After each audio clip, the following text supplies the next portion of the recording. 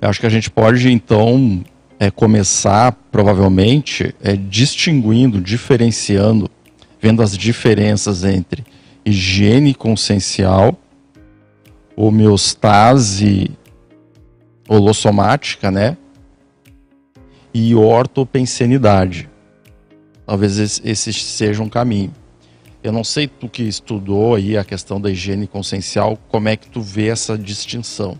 Por exemplo, qual é a diferença de higiene consciencial para homeostase? E aí depois ortopensenidade. Porque eu vejo o seguinte, a homeostase mais, vamos fazer uma fórmula aí, mais a inteligência evolutiva igual a ortopensenidade, talvez. Não sei, estou tentando uma fórmula aqui. Porque o que eu vejo? Exatamente isso. A homeostase também é diferente de higiene consciencial. Porque nós até instintivamente, isso aí até da psicologia, a gente tende a buscar o conforto, o bem-estar, o acomodamento. Isso é uma coisa até, por um lado, instintiva, né? O cérebro faz isso, O cérebro faz isso. Os pensamentos automáticos, com a automatização das coisas, é uma tendência. Exato. E se tu vê, por exemplo, a tecnologia ela vem trazendo mais conforto, mais comodismo, mais para a vida. E daí vem os efeitos colaterais disso, porque até certo ponto, vamos dizer assim, esse conforto, ele pode ser confortável para o corpo, mas ele pode não ser homeostático do ponto de vista evolutivo. Então aí vem toda essa colateralidade, ou patocolateralidade. Então eu vejo o seguinte, acho que é interessante a gente fazer isso, a gente distinguir higiene consciencial. Eu posso fazer higiene consciencial aqui momentaneamente. Estou aqui, quando eu estou lá no círculo eu consigo alcançar uma higiene mental ou consciencial top. Saio daqui e viro abóbora, que nem a gente falava, né? Vamos dar um exemplo. Então, higiene consciencial é uma coisa mais pontual, talvez temporária, uma coisa mais de tu não pensar mal, de tu não pensar negativo. Eu sei que é mais profundo que isso. Aí tu entra na homeostase holossomática. Aí já entra, eu acho que já é mais complexo. Envolve as energias, envolve aí um equilíbrio emocional, somático também e tal. Aquilo entra na linha do conforto e tal, beleza. Aí tu entra num outro nível que é a ortopensenidade. Aí o orto, puxa, aí já extrapolou, retidão, cosmoética, discernimento. Por isso que eu disse, aí entra a inteligência evolutiva. O incômodo, ele pode ser a mesmice. Pode. Vamos pegar o exemplo, esse caso do professor Valdo lá. Vamos pegar um exemplo. Vamos fazer aqui um exercício, imagina.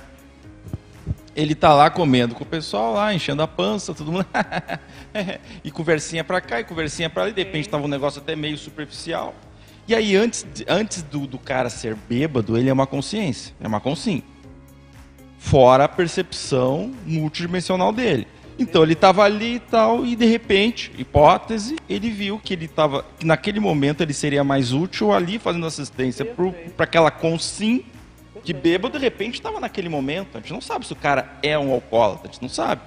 Então ele viu, não, eu vou ali fazer. E o Sr. Valdo fez isso várias vezes na vida dele. Em cursos, aqui, ele estava aqui, daqui a pouco ele ia fazer outra coisa lá, geralmente, para não dizer 100%, 99% das vezes ele foi fazer assistência. Então, às vezes, o desconforto ali é ele se sentir numa mesmice, numa boa vida, numa omissão. De repente é esse o desconforto. E aí entra, como ela falou, aí entra a inteligência evolutiva. Entra os princípios, o propósito dele, porque a gente não está aqui a turismo. O amparador que mostra o assediador. O amparador, porque às vezes, veja bem, mas vem muito dele, porque às vezes o amparador, ele poderia ter dado um insight ali, e mesmo assim ele diz, não, vou ficar aqui, a conversa tá tão boa. Exatamente, eu acho que é o pudim aqui que ele está comendo, pode estar tão bom.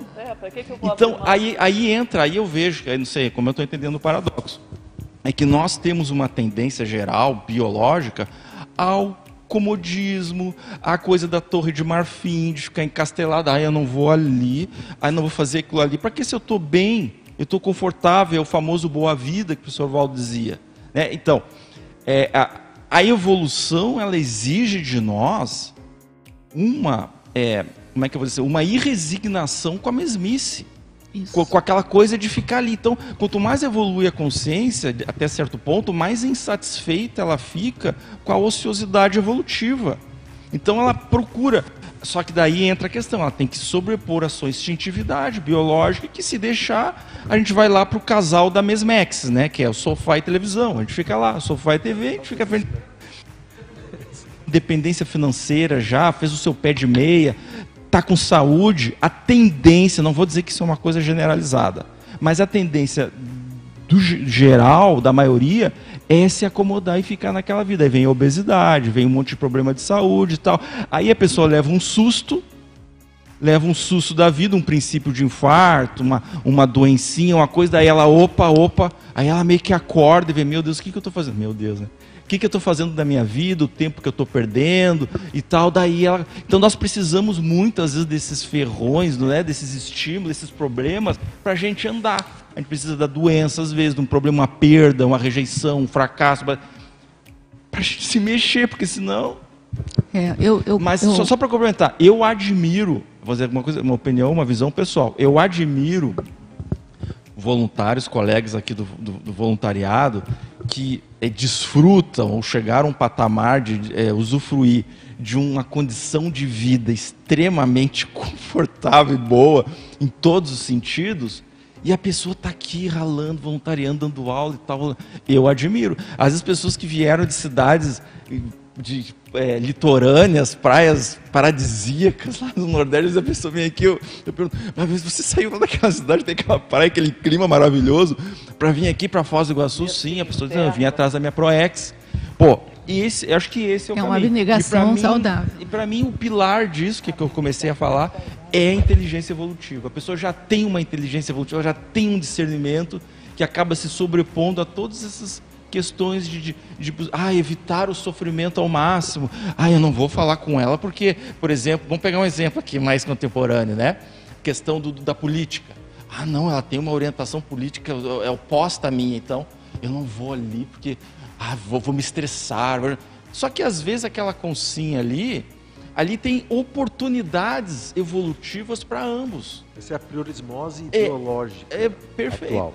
E às vezes a gente faz assistência, e claro, é uma coisa de cada um para avaliar, como um dever ali, porque alguém disse que tem que fazer, porque é um valor da comunidade, porque às vezes a pessoa não tem uma conscientização ainda das realidades holocármicas, da necessidade, da interdependência. Às vezes a pessoa não aprofundou esse entendimento.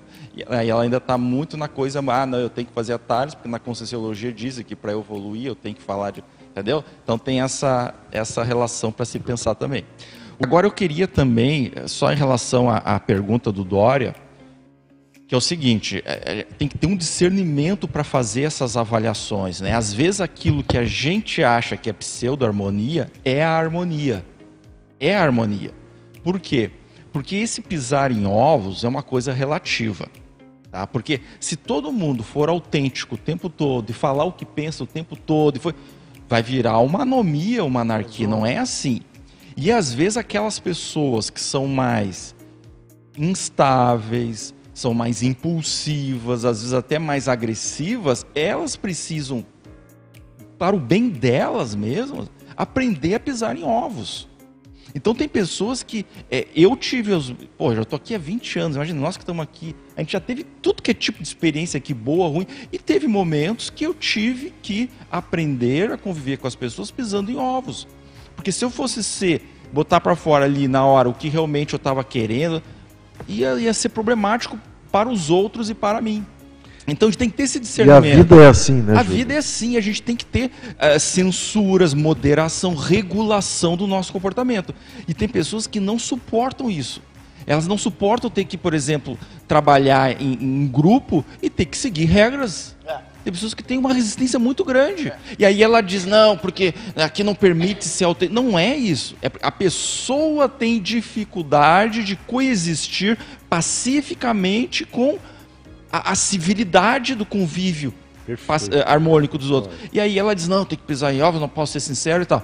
Claro que também existe o outro lado. Existe também a situação, por exemplo, até dos apriorismos, das panelinhas, da questão do poder e tal. Existe todos os casos. O que eu vejo é que a gente não pode ver de um jeito, achar que aquilo é e é definitivo. Temos que analisar bem cada caso, com discernimento, com autocrítica, para ver exatamente qual que é o quadro, qual que é a situação.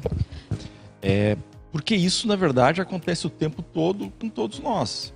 A gente não acerta o tempo todo e também não erra o tempo todo. A gente está sempre acertando, errando nas tentativas de assistência e a gente vai aprendendo a própria experiência de vida, as repercussões. Um outro elemento também, aí é a questão do erro, né? Porque às vezes o erro é tu ultrapassar o teu fôlego, o teu limite. Às vezes o erro não é um erro de intervenção em si, sim um erro de tu te estourar, tu destruir a tua hemostase aqui, a tua higiene consciencial, a pensenidade aqui, sem entrar nas distinção entre os conceitos. Então é isso, porque o tempo todo isso, por exemplo, vamos pegar aqui o exemplo aqui, o circo. Depois eu chegar em casa, eu vou fazer uma reflexão, uma avaliação sobre a minha participação no circo.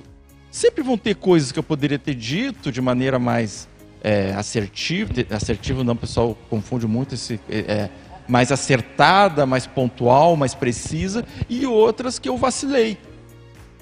Isso é uma coisa normal, porque às vezes a gente idealiza uma perfeição de tu ter uma teática plena dos conceitos da Conscienciologia, e isso é uma fantasia. A gente vai se esforçando, a gente vai aprendendo, tateando aqui, caindo, levantando, formando as sinapses, neossinapses, é isso. Mas tem que ter... Mas aí que vem um ponto. Independente de quais são os critérios da pessoa, para responder a tua pergunta, tem que agir, tem que participar, tem que fazer. Não é parado pensando, será que é uma omissão? Que a pessoa vai se desenvolver. Então é preferível tu errar por tentativa do que por omissão, no nosso nível, porque senão a gente não vai aprender. Ousar, né? Ousar.